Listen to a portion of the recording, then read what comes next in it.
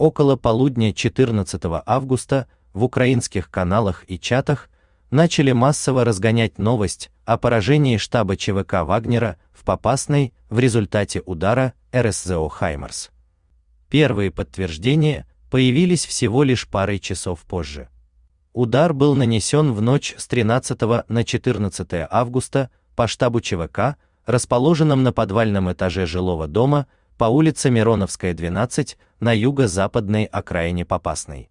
Расход боекомплекта со стороны ВСУ составил 7 реактивных снарядов. Из них лишь один достиг цели, но этого хватило для результативного поражения. Судя по фото, второй снаряд попал в квартиру на первом этаже полузаброшенного жилого дома. Разбор завалов продолжается до сих пор. В подвале было кустарно оборудованное бомбоубежище.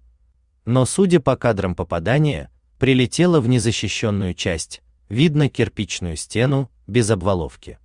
Потери есть, но их могло бы быть в разы больше. Увы, о местоположении штаба узнали просто.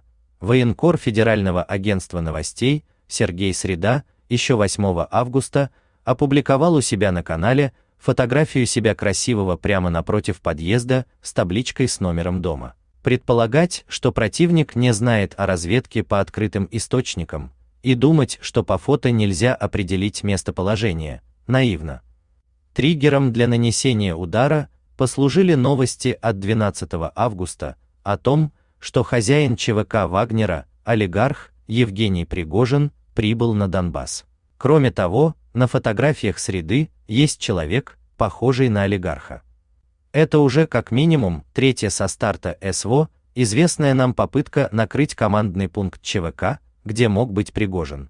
Появление видео с места, снятое проукраинским очевидцем, свидетельствует о том, что удар был спланирован, а соглядатые на местах ждали, когда на КП соберется достаточное количество народа. В сухом остатке получаем печальный итог, к которому приводит человеческая дурость и элементарное несоблюдение требований безопасности в зоне ведения боевых действий.